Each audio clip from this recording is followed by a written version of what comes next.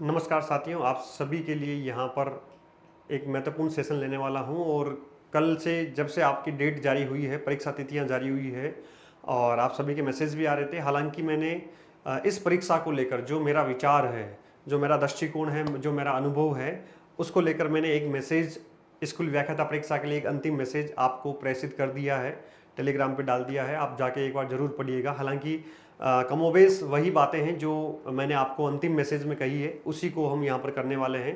क्योंकि कुछ विद्यार्थी चाह रहे थे कि सर इसके ऊपर एक बार वीडियो बनाकर बातचीत भी कर लीजिए और कैसे हम मैनेज करें। थोड़ा सा डर भी लग रहा है, कई बार ऐसा लग रहा है कि समय पर्याप्त था लेकिन अब लग रहा है काफ़ी कम समय है। तो देखो चीज़ें यहाँ पर जो है आपके साथ जो घटित हो रही है उस सब के साथ घटित हो रही है। बहुत महत्वपूर्ण सेशन है, टू द पॉइंट बात करूंगा यहाँ पर, ध्यान से देखिएगा अंत तक। बात यहाँ पर है कि परीक्षा अंतिम समय है, परीक्षा का इसको कैसे मैनेज करना है, क्या अपना एक बेहतर शानदार प्लान होना चाहिए, एक विद्यार्थी का एग्जाम को लेकर माइंडसेट क्या होना चाहिए। जैसे जैसे एग्जाम आता है अंदर की हेजिटेशन बढ़ती है, अंदर की एक मतलब अंदर का मन अशांत होने लगता है। धीरे धीरे ऐसा लग रहा है कि सारा होश पोच हो रहा है, मैं ये पढूं या वो पढूं, इतना बड़ा लंबा चौड़ा सिलेबस कैसे मैनेज करूं, क्या करूं, ये सारी चीज़ें माइंड में चलती है। तो यहाँ पर एक विद्यार्थी होने के नाते, एक शिक्षक होने के नाते और एक प्रतियोगी परीक्षाओं का एक लंबा अनुभव तैयारी करने का और कराने का, इसका जो मेरा व्यक्तिगत एक्सपीरियंस है प्लस इतने सारे विद्यार्थियों से जो फीडबैक आता है, उसके आधार पर ये महत्वपूर्ण सेशन लेने वाला हूँ। इसको सबसे पहले कैसे मैनेज करें, तो कैसे मैनेज करें, किसको मैनेज करें, सबसे पहले क्वेश्चन ये है। तो यहाँ पर मैनेज क्या करना है, आपको क्या मैनेज करना, सबसे महत्वपूर्ण है यहाँ पर पाठ्यक्रम का प्रबंधन।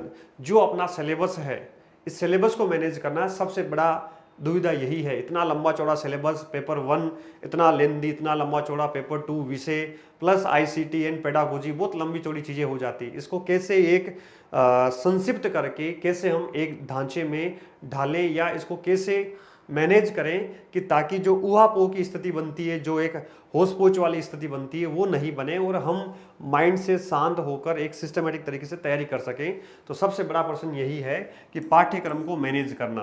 दूसरा है दोस्तों यहाँ पर एग्जाम, परीक्षा का मैनेजमेंट, कि एग्जाम देने जा रहे हैं, ये 3 घंटे आपके सबसे अधिक महत्वपूर्ण होते हैं। तो ऐसा नहीं होता है कि जब एग्जाम देने गए और वहीं पे सारी चीज़ें एकदम से आपने मैनेज कर ली। ये सारी चीज़ें धीरे धीरे अभ्यास के माध्यम से डेवलप होती है। ठीक है, इसके ऊपर हम बात करेंगे लास्ट में। सबसे महत्वपूर्ण है आपका माइंडसेट क्या है, मेंटली आप कितने शांत हैं, मेंटली आप कितने सहज हैं, सरल हैं, चीज़ों को कैसे मैनेज कर पा रहे हैं। वो आपकी मनोदशा, मनोयोग जो है वही आपको निर्धारित करेगा कि आप इन दो चीज़ों को कैसे मैनेज कर पाएंगे। तो ये इन दोनों में ही सबसे अधिक महत्वपूर्ण ये हो जाता है। इसके ऊपर हम बात करेंगे। सबसे पहले आते हैं पाठ्यक्रम प्रबंधन पर। चूंकि लंबा चौड़ा सिलेबस है, बहुत सारे सामान्य प्रश्न जो है मन में आते हैं कि क्या पढ़े क्या नहीं पढ़े, समय कम है, कर पाएंगे नहीं कर पाएंगे, रिवीजन कितनी बार होगा, या ये पोर्शन छूट जाएगा या ये पोर्शन रह जाएगा, कैसे मैनेज होगा। बहुत सारे प्रश्न माइंड में आते हैं, विद्यार्थी भेजते हैं, देखते हैं, पढ़ते हैं। हम भी जब आपकी तैयारी कर रहे थे तो ये सारी चीज़ें माइंड में आती है। विशेषकर वो विद्यार्थी जिनकी तैयारी थोड़ी सी कम है, या विशेषकर वो विद्यार्थी जिनको थोड़ा सा आत्मविश्वास कम है, उनके सामने ये बहुत सारी समस्याएं आ रही है, ये बहुत सारे प्रश्न माइंड में आते हैं।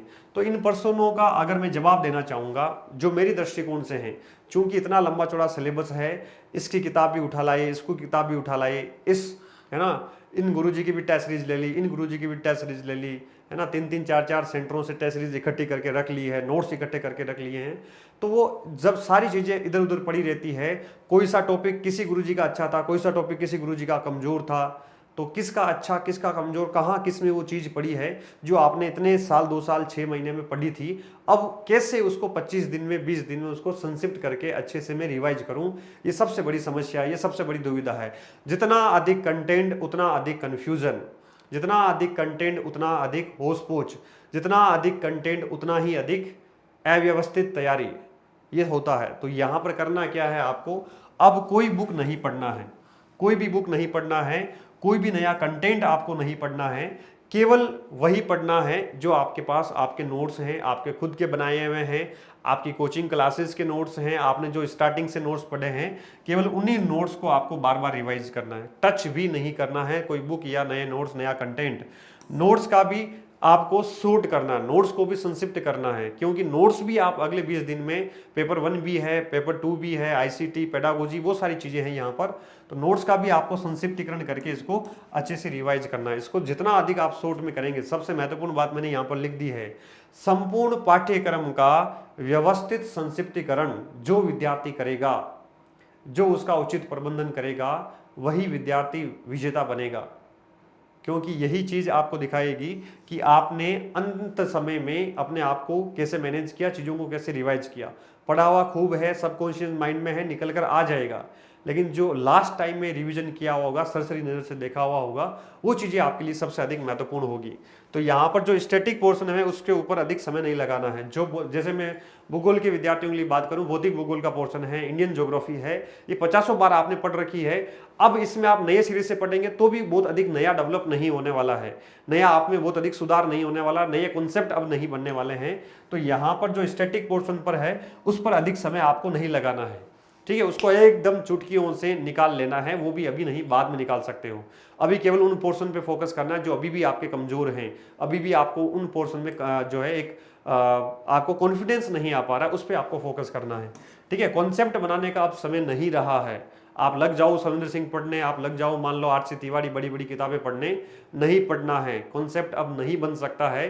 कुछ क्लासेस बाकी है, कुछ टॉपिक में दिक्कत है, तो फटाफट उसको क्विक है ना 2 की स्पीड से फटाफट पूरा कर लो। अब आपका केवल और केवल खुद का पढ़ने का समय है, केवल और केवल किताबों से नहीं, आपको केवल और केवल शॉर्ट नोट से पढ़ने का समय है, ठीक है। केवल फैक्ट आधारित याद करते हुए आपको आगे बढ़ना है। ये चीजें थोड़ी सी ध्यान में रखोगे तो चीजें आपके लिए क्या हो जाएगी, सिलेबस का मैनेजमेंट हो जाएगा, सिलेबस को आसानी से आप मैनेज कर पाओगे, ठीक है। 100% मजबूत पकड़ वाले टॉपिक पर आपको केवल सरसरी नजर से एक अखबार पढ़ते हैं ना, जैसे मान लो जो स्टैटिक पोर्शन है, भौतिक भूगोल के पोर्शन है, इसको केवल अखबार की तरह आपको आंखों के सामने फटाफट निकालना, फटाफट फटाफट फटाफट, कहीं पर भी रुकना नहीं है, कहीं पर भी अटकना नहीं है। तो आप आगे निकल जाओगे, रिवीजन अच्छे से कर पाओगे, कॉन्फिडेंस, और जैसे जैसे रिवीजन होता जाएगा वैसे वैसे आपका आत्मविश्वास, आपका कॉन्फिडेंस जस्ट डबल होता जाएगा। दूसरी बार रिवीजन में आपको क्या करना है, एक बार तो रिवीजन से पूरा ही देखना है, अच्छे से देखना है, कॉन्सेप्ट को भी एक बार सरसरी नजर से पढ़ते हुए आगे बढ़ना है, राइट। किताब से नहीं, केवल नोट से। जब दूसरी बार आप रिवीजन करने जाओ तो केवल फैक्ट पे फोकस करना है, केवल कीवर्ड्स पे फोकस करना है, केवल यहाँ पे हाईलाइटेड जो आपके पॉइंट है, आपको लगता है कि यस, या कुछ समरी है, या कोई टॉपिक की कुछ समरी है, वो समरी आपको, वो फैक्ट आपको, इंपॉर्टेंट फैक्ट आपको पढ़ के जाना है। केवल ये सेकंड टाइम के रिवीजन में इसी प्रकार आप कर पाएंगे। 2 बार रिवीजन ही कर पाएंगे, कोई 5-7 बार रिवीजन करना नहीं है। केवल उन्हीं का बार बार 5-7 बार रिवीजन करना जो चीजें फैक्चुअल है, जो 100% आएगी वो आपसे याद नहीं हो पा रही है, केवल उस पर फोकस करना है, ठीक है। जीके का पेपर, जीके के पेपर में लोग बहुत अधिक फंस जाते हैं। हिस्ट्री जितना बड़ा है उसमें केवल कीवर्ड्स की पॉइंट ही याद करना है। हिस्ट्री को लेके बैठ गए तो उससे अगले 20 दिन में बाहर ही नहीं निकल पाओगे, राइट।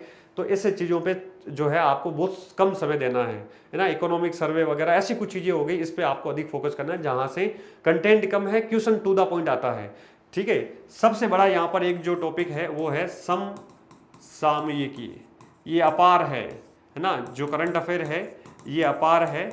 मेरे हिसाब से किसी केवल एक को ही फोकस करना है, कि केवल किसी एक कंटेंट को या कोई एक मैगजीन को ही फोकस करना है। यहाँ पर 2-4 लेके बैठ गए, याद भी नहीं होगा, समय निकल जाएगा, पता ही नहीं चलेगा, कॉन्फिडेंस भी नहीं आएगा। बस जो सफिशियंट है, जो पढ़ लिया सफिशियंट है, पहले से 1-2 जो चीज़ें आप पढ़ रहे थे उसी पर फोकस करना, उतना ही पढ़ना है ना।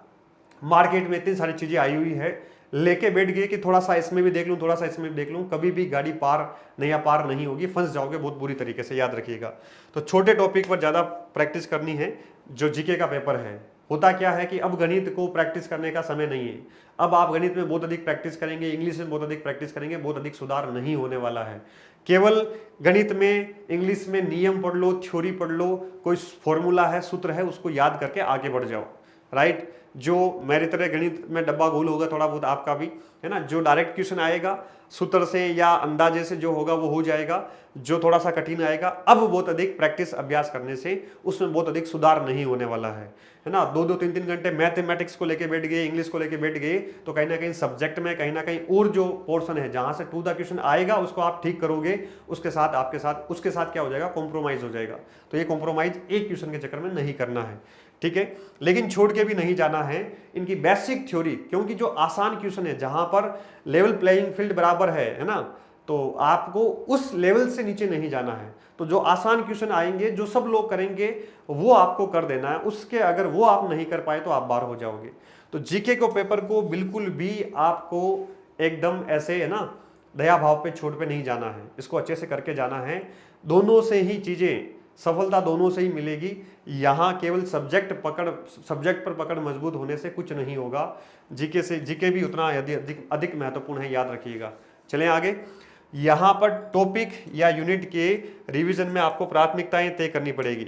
जब तक आप टॉपिक या जो यूनिट उसमें आप प्राथमिकताएं तय नहीं करेंगे, सिलेबस हाथ में लेकर नहीं बैठेंगे, उसमें हाईलाइट नहीं करेंगे कि मुझे केवल पहले ये टॉपिक देखने हैं, मेरी प्राथमिकता ये है, पहले ये प्राथमिकता तय कर लो, आपकी दिशा क्लियर हो जाएगी, आपके माइंड में क्लियरिटी रहेगी। क्योंकि ये जंजाल है सिलेबस का, आपके माइंड में स्पष्टता क्लियरिटी होना बहुत जरूरी है कि इस टॉपिक इस यूनिट के लिए मुझे यहाँ से ये चीजें पढ़नी है।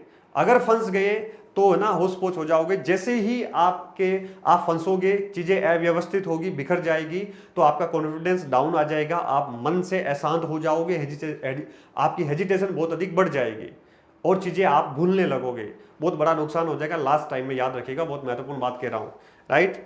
तो एक तो ये चीजें आपको ध्यान में रखना है, और विशेषकर समसामयिकी का ध्यान में रखना है, इसमें बिल्कुल भी आपको नहीं फंसना है। उसके बाद में आता है ये सिलेबस को कैसे मैनेज करना है, वो बेसिक बातें हैं, आप जानते भी हैं लेकिन करते कम है, इसलिए केवल आपको याद दिलाने का कार्य कर रहा हूँ, कोई नई बात विशेष नहीं है, ठीक है। जो मेरा एक्सपीरियंस है केवल वो बता रहा हूँ। हम होते थे, हम फंसते भी थे, लेकिन धीरे धीरे जैसे जैसे मैच्योरिटी आई, चीज़ें समझ में भी आई कि एग्जाम के टाइम ये गलतियाँ नहीं करनी है, राइट। परीक्षा प्रबंधन, जो आपके लास्ट के 3 घंटे होते हैं वो सबसे अधिक महत्वपूर्ण होते हैं। आज तक 1 साल 2 साल 3 साल कितना पढ़ा, क्या पढ़ा, कैसे पढ़ा, मैटर करता है, लेकिन उससे भी ज्यादा जरूरी है कि वो 3 घंटे किस शिद्दत से, कैसे शांत मन से, कैसे चीजों को मैनेज करते हुए आप निकालते हैं, ये सबसे जरूरी है। क्योंकि ये ट्रिक है ना, ये एक स्किल है एग्जाम को अटेम्प्ट करने की, ये आपके अंदर होनी चाहिए। ये परीक्षा हॉल का प्रबंधन है वहां पर। तो ये कैसा प्रबंधन है कि सबसे पहले नेगेटिव मार्किंग को कम करना है। ये एक दिन में नहीं होता है, टेस्ट देते हैं, प्रैक्टिस करते हैं, लगातार अभ्यास करते हैं, स्वयं का ईमानदारी से वास्तविक मूल्यांकन करते हैं, तब धीरे धीरे चीजें डेवलप होती है, तब 1-1 2-2 क्वेश्चन में सुधार आता है, ठीक है। कितने % अटेम्प्ट करने, ये बहुत बड़ा मुद्दा है। ज्यादा कर दिए नेगेटिव ज्यादा चले जाएगा, कम कर दिए तो वैसे बाहर हो जाओगे। तो पेपर का लेवल या स्तर देखकर ही आपको अटेम्प्ट करना है, ठीक है।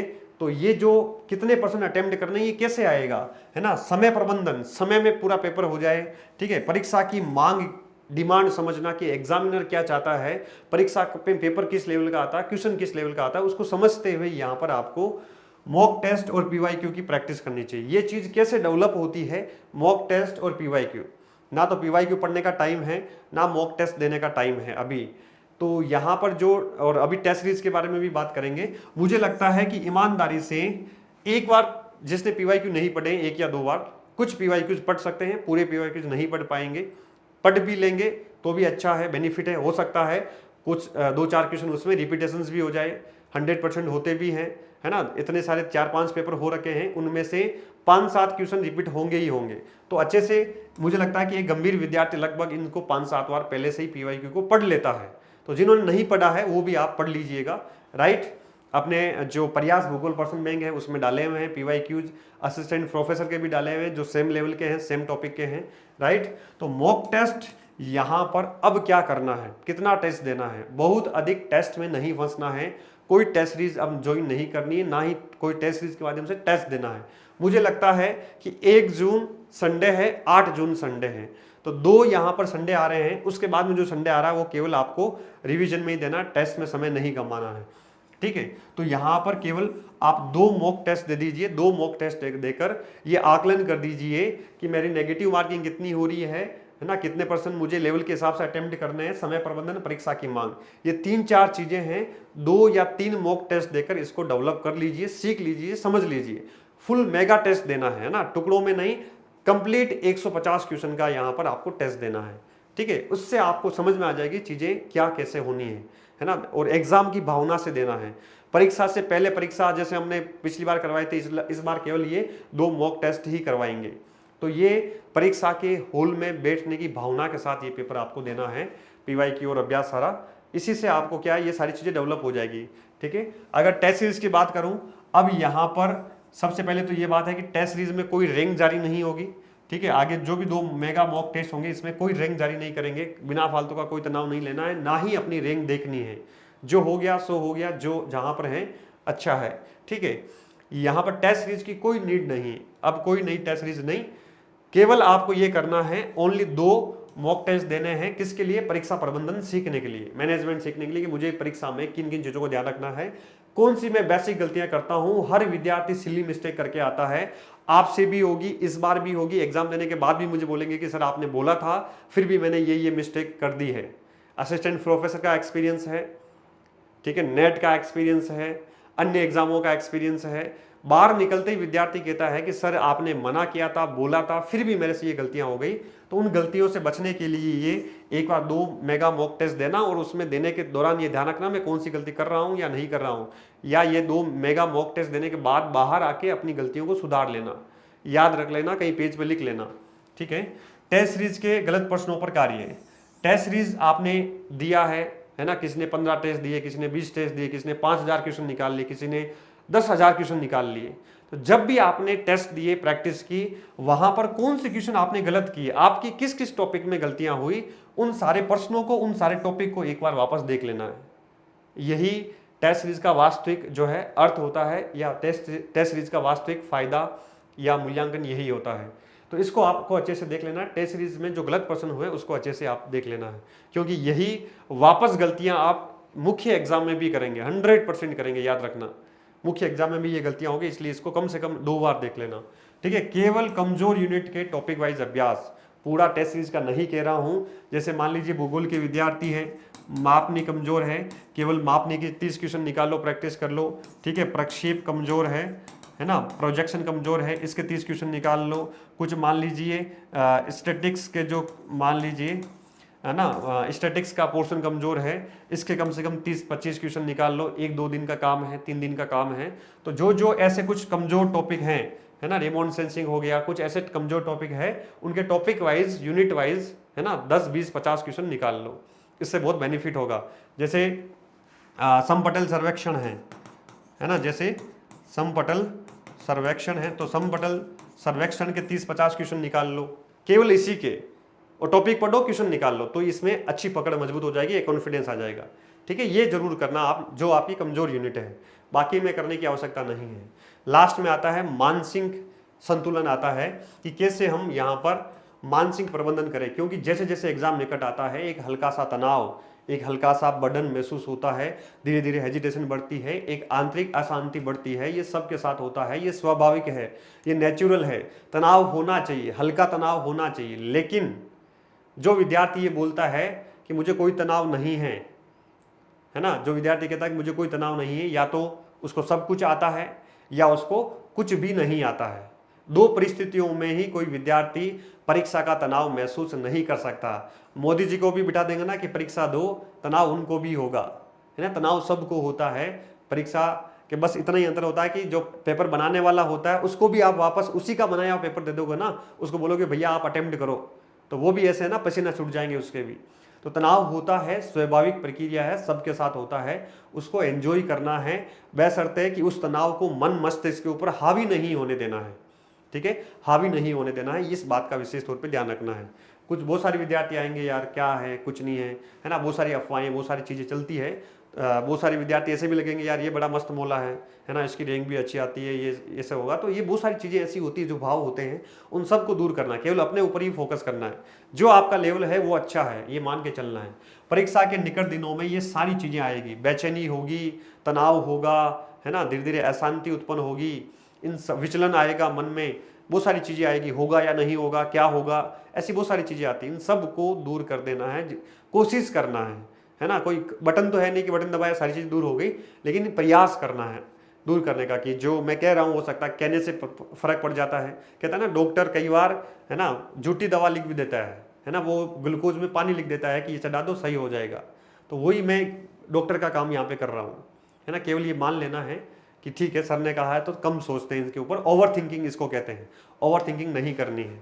सब कुछ याद कर लेने का बर्डन, बहुत सारे विद्यार्थी होते हैं, हम भी सोचते थे कि यार इतना लंबा चौड़ा यूपीएससी का सिलेबस है, एग्जाम आ गया है, याद नहीं हो रहा, क्या होगा, राइट। जब भी एग्जाम देते थे बर्डन ले लेते थे, इतनी सारी मैगजीन, इतना सारा करंट अफेयर, इतनी सारी चीजें।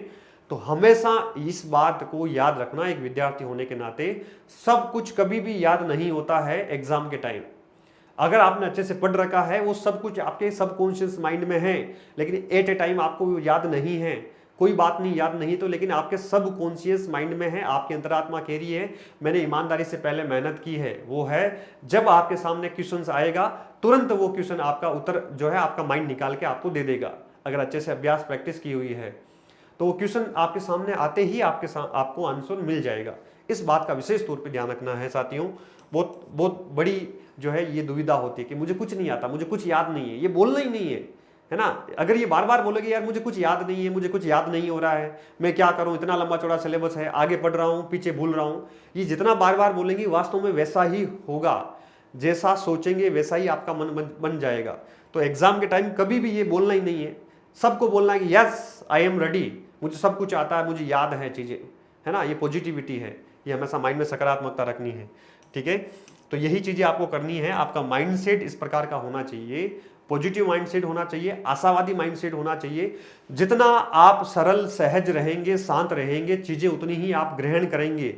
फास्ट रिवीजन में चीजें आपके उतनी ही माइंड में जाएगी। नहीं तो रिवीजन कर रहे हैं, ऊपर से पता नहीं, है ना, 500 किलो का जो है बोझ रख दिया है, वो बोझ महसूस हो रहा है। उस बोझ में, उस अशांत मन में चीजें कभी भी आप ग्रहण नहीं कर पाएंगे। आपकी याद रखने की कैपेसिटी कम हो जाएगी, उल्टा साल भर 6 महीने में पढ़ा वो सारी चीजें डाउन हो जाएगी। इस बात को ध्यान रखिएगा, बहुत गंभीर बात कह रहा हूं यहां पर। बात यह है कि माइंड सेट आपका पॉजिटिव, आशावादी और बिना बर्डन वाला होना चाहिए। चाहे कम याद कर लेना, चाहे कम पढ़ लेना, लेकिन ये जो बर्डन, ये जो तनाव है, इसको ऊपर अपने ऊपर हावी मत होने देना। ये सबसे जरूरी बात है, राइट। तो यहां पर माइंड सेट आपका पॉजिटिव होना चाहिए। जितना शांत, सहज, सरल, है ना, मस्त मोले रहेंगे, गाने सुन लो, डांस कर लो, अकेले ही है ना, बाथरूम में हो, बाथरूम में डांस कर लो, कहीं कमरे में हो, ज्यादा बर्डन महसूस हो रहा, कूद लो, है ना, कूद लो, कोई दिक्कत नहीं है। मैं कूदता था, ये हकीकत कह रहा हूं, मेरे साथ सुनील सर को पूछ लेना, हम दोनों पार्क में चले जाते थे। हम 2 राउंड लगा के आ जाते कि यार मन नहीं कर रहा है, क्या करें, चलो पार्क में चलते हैं, 2 राउंड लगा के फटाफट वापस आके बैठ जाएंगे, है ना। उस परिस्थिति से आपको हट जाना है जो आपको तनाव देती है, तुरंत हट जाना है, उसको महसूस नहीं करने देना, उसको समय नहीं देना है। अगर उसको समय दे दिया तो वो आपके ऊपर हावी हो जाएगी। रूम से बाहर निकलो या क्या करो, सबसे महत्वपूर्ण है, क्योंकि मैंने बहुत योगा किया है, योगा में बहुत अनुभव है, अल्टीमेट चीज है योगा। केवल शाम को या सुबह जब भी आपको तनाव हो रहा है, कमरे में, कोने में कहीं जाके बैठ जाओ, शांत जगह, गहरी सांस लो, प्राणायाम करो, अनुलोम विलोम करो, 5, 7, 10 मिनट जब तक कैपेसिटी है ना। सांसें फुल लो, बाहर छोड़ो, अंदर लो, बाहर, इनहेल एक्सेल करो, शांत आपका मन हो जाएगा, चीजें आपके लिए आसान हो जाएगी। ये आपके ऊपर डिपेंड करता है कि चीजों को कितना आप कॉम्प्लिकेटेड करते हैं, कितना आप सरल करते हैं। तो ऐसा पॉजिटिव, आशावादी माइंडसेट आपका होना चाहिए। ये माइंडसेट है तो एग्जाम होगा यार, सबके साथ होता है, एग्जाम क्रैक होगा, आप भी करके आओगे, हम जीतेंगे, मिलके जीतेंगे, इतनी मेहनत की है ना, उसका परिणाम आएगा। ऊपर वाले के ऊपर छोड़ देना है, अपना 100% दे दिया अपनी ईमानदारी से, बस जो होगा वो भोलेनाथ की कृपा अच्छी ही होगी। भोलेनाथ के ऊपर, माँ सरस्वती के ऊपर छोड़ दो, अच्छा करेगी, माता पिता का आशीर्वाद रहेगा। हो सकता है समय लगे, हो सकता है इस बार नहीं अगली बार, मेहनत कभी भी जाया नहीं जाएगी। इस बात को हमेशा ध्यान रखना है, ये पॉजिटिविटी अपने अंदर रखना है। फाइनली मैं हमेशा कहता हूँ, हम गांव के लोग हैं, क्या लेकर आए थे, जो होगा प्लस होगा, तनाव कभी नहीं लेना है, जो होगा जीवन में प्लस होगा, क्योंकि हम सही रास्ते पर थे, हमने सही अच्छी तरह से मेहनत की, प्रयास किया, अब हमारी तरफ से कोई कमी नहीं है। मेरी जितनी क्षमताएं थी मैंने उसका पूरा भरपूर प्रयोग किया, है ना। कलेक्टर नहीं बने, असिस्टेंट प्रोफेसर बन गए, लेकिन मेहनत तो काम आई ना। तो इस पॉजिटिविटी के साथ आपको भी तैयारी करनी है, ठीक है। उस पॉजिटिविटी के साथ आपको भी रहना है, इस माइंडसेट के साथ आपको रहना है। लेकिन यहां एक सुकून होना चाहिए, सुकून होना चाहिए कि मैंने अपना 100% दिया, बस। तो हम गांव के लोग कभी हारते नहीं है, हम गांव के लोग कभी हारते नहीं, या तो जीतते हैं या सीखते हैं। इस भाव को अपने अंदर रखना है। हम एक खाली थैला लेकर निकले थे कंक्रीट के जंगलों की तरफ, हमारे पास खोने को कुछ नहीं, पाने को सारा जहां पड़ा है। हम गांव के लोग कभी हारते नहीं, या तो जीतते हैं या सीखते हैं। मिलकर जीतेंगे, मिलकर सीखेंगे और आगे बढ़ेंगे। इस भाव को आगे रखना है। आप सभी प्यारे साथियों को, प्यारे विद्यार्थियों को जो इस परीक्षा में शामिल हो रहे हैं, आप सभी को ऑल द बेस्ट, आप सभी को शुभकामनाएं, आप सभी को अनंत मंगल कामनाएं।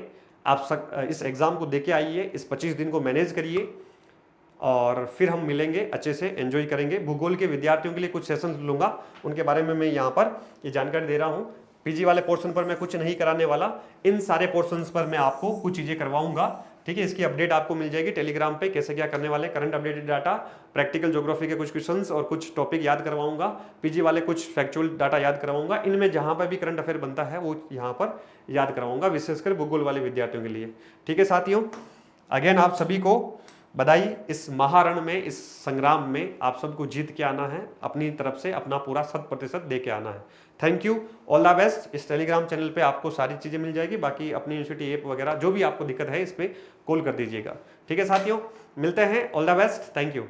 आपको जब भी बर्डन हो, ऐसा लग रहा है कि चीज़ें हैंडल नहीं हो रही है, तो इस नंबर पे कॉल कर देना कि सर से बात करनी है, एक बार बात करवा दो, टीम बात करवा देगी। जब मैं फ्री रहूँगा 100% बात हो जाएगी, है ना। कई बार चीज़ें शेयर करने से चीज़ें आसान हो जाती है, ठीक है। Thank you, good night.